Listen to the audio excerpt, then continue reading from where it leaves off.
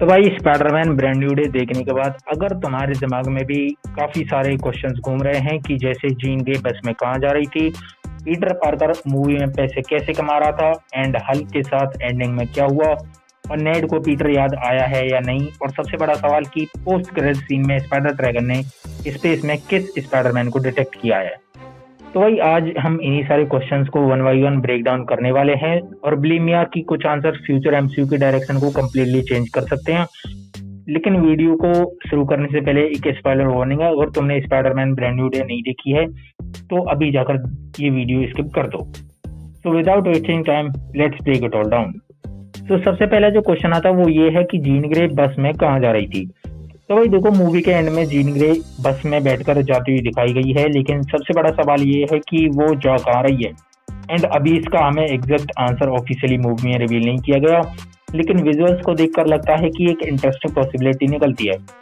And ऐसा हो सकता है कि जीन न्यूयॉर्क अपस्टेट के वेंचेस्टर एरिया की तरफ जा रही हो, और मार्वल फैंस को पता ही है कि वेंचेस्टर्स का कनेक्शन किससे है, प्रोफेसर एक्स और एक्स मेंशन से। बट अभी तक एमसीयू के मेन यूनिवर्स में प्रॉपरली प्रोफेसर एक्स और एक्स मेंशन को एस्टेब्लिश नहीं किया गया है। तो पॉसिबल है कि जीन किसी ऐसी प्लेस की तरफ जा रही होगी जहां वो खुद को हाइड कर सके। एंड मेरी थ्योरी के अकॉर्डिंग देखे तो स्पाइडरमैन ब्रांड न्यू डे की एंडिंग जीन को अभी टेम्परेरीली स्टोरी से दूर कर रही है, और फिर हम उससे डायरेक्टली अवेंजर सीक्रेट वॉर्स में देख सकते हैं। उसके बाद जब म्यूटेंट सागा स्टार्ट होगी और एक्समैन को एक नए वर्जन में इंट्रोड्यूस किया जाएगा, तब रिवील हो सकता है कि म्यूटेंट्स की हिस्ट्री एमसीयू में हमसे काफी ज्यादा पुरानी है। एंड आफ्टर ऑल वांडा और क्विकसिल्वर जैसे कैरेक्टर पहले ही एमसीयू में एग्जिस्ट कर चुके हैं, और कमाला खान, नेमोर और दूसरे म्यूटेंट रिलेटेड कैरेक्टर की पॉसिबिलिटी भी एमसीयू में एस्टेब्लिश हो चुकी है। तो फिलहाल शायद ऐसा हो सकता है जीन अपने लिए एक सेफ हाइड आउट ढूंढ रही है जहां वो अपने आप को छुपा सके। बट कहाँ ढूंढ रही है ये अभी हमें पता नहीं चलेगा। ये हो सकता है फ्यूचर में एक्समैन मूवी के लिए एक बहुत बड़ा क्लू हो सकता है। उसके बाद क्वेश्चन नंबर 2 आता है जो कहता है कि पीटर पार्कर मूवी में पैसे कैसे कमा रहा है।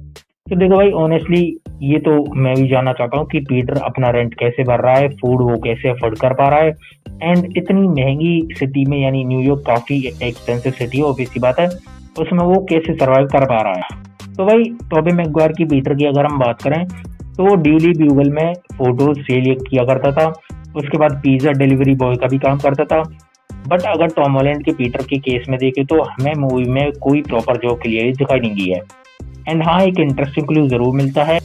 मूवी में पीटर डेलमार डेली की टी शर्ट पहने हुए नजर आता है, और तुम लोगों को याद ही होगा होमकमिंग ट्रिलॉजी में डेलमार डेली वही फैमिलियर स्टोर था जहाँ पीटर आता जाता रहता था। एंड सेट फोटोज में भी टॉम हॉलैंड को हमने इसी टी शर्ट में देखा है। तो पॉसिबल है कि पीटर ने डेलमार डेली में पार्ट टाइम जॉब की हो, लेकिन हो सकता है उसके जो सीन्स थे वो मूवी से रिमूव कर दिए गए हों। लेकिन एक और क्रेजी पॉसिबिलिटी आ सकती है। देखो भाई, आज की डेट में यूट्यूब नाम की चीज बहुत ही ज्यादा वायरल हो रही है, तो ऐसा हो सकता है कि इस स्पाइडरमैन के पास यूट्यूब चैनल भी हो जहां वो स्पाइडरमैन के वीडियोस अपलोड करता हो।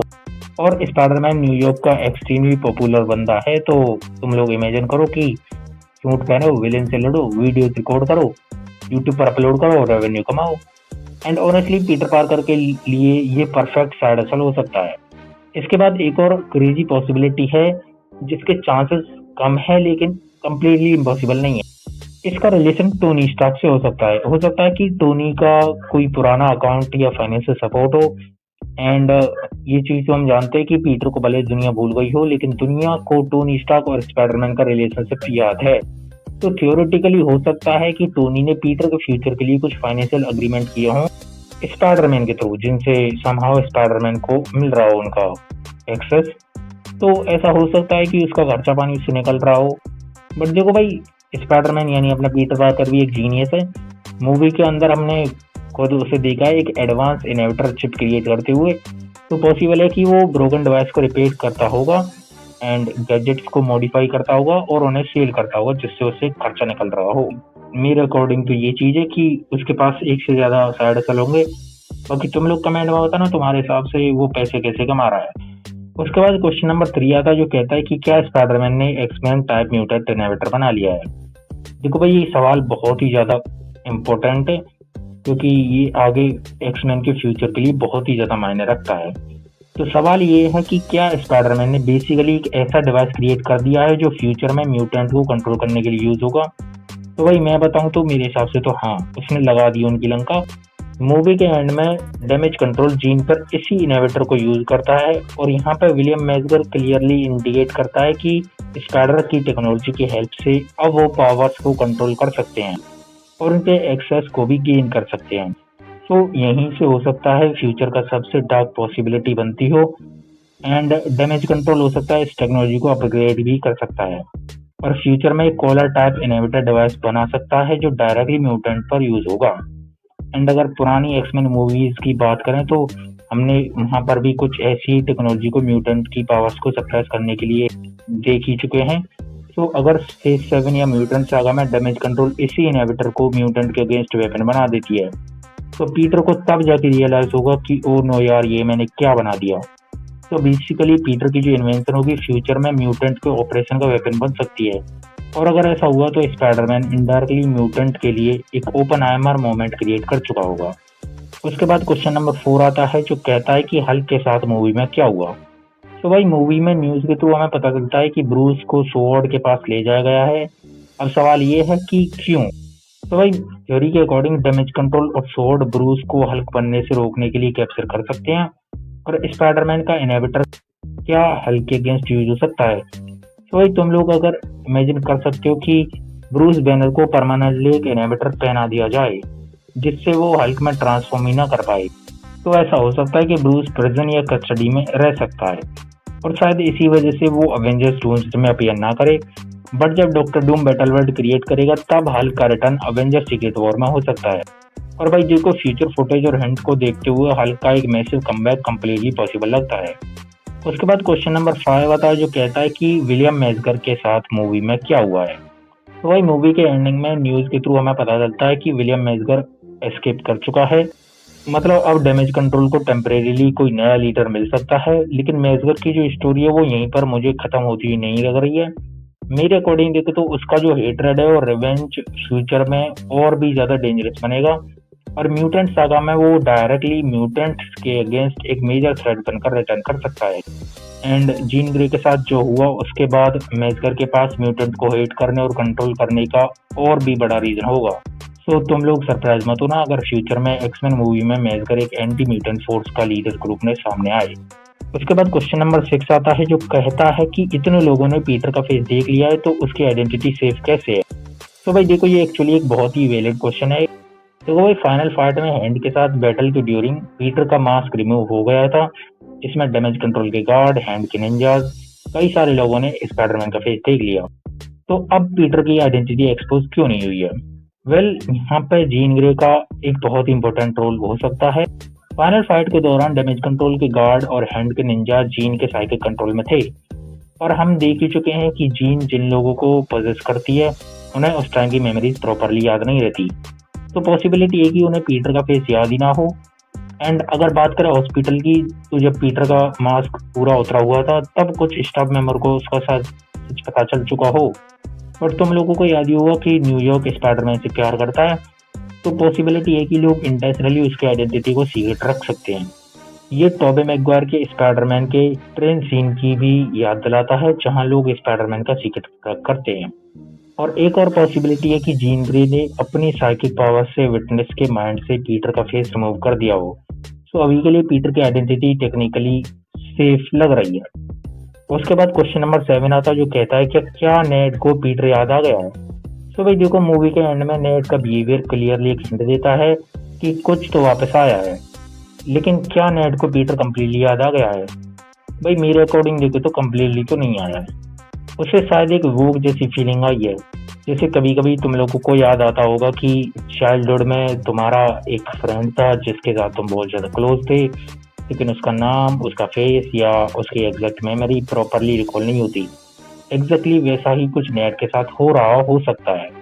स्पेल ने पीटर से कनेक्टेड जेन्युइन मेमोरीज को सप्रेस कर दिया हो, लेकिन इमोशनल कनेक्शन कम्प्लीटली इरेज करना शायद इम्पॉसिबल हो। एंड बेसिकली एमजे के साथ भी सेम केस हो सकता है।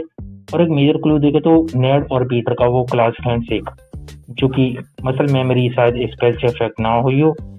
और एमजे से भी एक इम्पोर्टेंट हिंट मिलता है जब वो एक्सीडेंटली स्पाइडरमैन को पीटर कहकर बुलाती है। तो नाम और मेमोरीज का कुछ पार्ट सबकॉन्शियस लेवल पर वापस आ रहा है।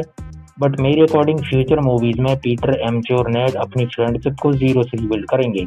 तो इस बार उनका जो बॉन्ड होगा पुरानी मेमोरीज पर नहीं होगा बल्कि नए एक्सपीरियंस पर बनेगा। उसके बाद क्वेश्चन नंबर 8 आता है जो कहता है कि पनिशर को अरेस्ट क्यों नहीं किया गया। तो भाई देखो, ये भी काफ़ी इंटरेस्टिंग सवाल है। एंड पनिशर ऑलरेडी एक वांटेड क्रिमिनल है। मूवी के स्टार्टिंग में ही वो दिन दहाड़े आतंक मचाता हुआ नजर आता है न्यूयॉर्क की सड़कों पर। तो उसे अरेस्ट क्यों नहीं किया गया? तो भाई मेरी थ्योरी के अकॉर्डिंग विलियम मैसगर शायद उस टाइम पर पनिशर को अरेस्ट नहीं करवाना चाहता था, क्योंकि हो सकता है पनिशर उसके कुछ बुरे काम को इनडायरेक्टली कंप्लीट कर रहा था। और मूवी के एंड में हॉस्पिटल सीन के दौरान पनिशर स्पाइडरमैन को बचाकर ले जाता है। तो पॉसिबिलिटी है कि पुलिस और अथॉरिटीज ने एक मोमेंट के लिए उसे जाने दिया हो, क्योंकि उसने उनके हीरो को बचाया है। तो स्पाइडरमैन की लाइफ बचाने के बाद ऐसा हो सकता है कि लोगों का रिएक्शन पनिशर के टुवर्ड टेम्परेली चेंज हो सकता है। शायद इसका मैसेज सिंपल था कि यू सेव्ड स्पाइडरमैन बट इस बार अब तुम चले जाओ। उसके बाद क्वेश्चन नंबर 9 आता है कि स्पाइडरमैन येलेना से कब मिला। तो भाई मेरे अकॉर्डिंग ये चीज हो सकती है थंडरबोल्ट के इवेंट के बाद। हो सकता है कि उसके बाद येलेना न्यूयॉर्क में परमानेंटली शिफ्ट हो चुकी थी, और नए अवेंजर्स के नाम सुनने के बाद पीटर शायद अवेंजर्स तक पहुंचने की कोशिश करता है। एंड हो सकता है कि पीटर के पास पुराने अवेंजर्स के कॉन्टैक्ट नहीं है, क्योंकि नो वेम के स्पेल के बाद उसकी पर्सनल आइडेंटिटी खत्म हो चुकी है। तो न्यू अवेंजर्स को ढूंढते हुए हो सकता है उसकी येलेना से मीटिंग हो गई हो, और यहीं से दोनों कैरेक्टर्स का ऑफ स्क्रीन कनेक्शन स्टार्ट हुआ हो। उसके बाद क्वेश्चन नंबर 10 आता है जो कहता है कि न्यू अवेंजर्स ने जीन ग्रे को स्मॉल थ्रेट क्यों समझा। तो भाई देखो, ये बहुत ही ज़्यादा इंपॉर्टेंट सवाल है, क्योंकि जीन ग्रे एक ओमेगा लेवल म्यूटेंट है। तो न्यू अवेंजर्स ने स्पाइडरमैन को उसे डील करने के लिए क्यों भेज दिया। तो भाई देखो, इसका आंसर जो है वो काफ़ी सिंपल है। उन्हें इनिशियल लगाओ कि जीन की जो एक्चुअल पावर्स हैं उनका आइडिया हो ही ना।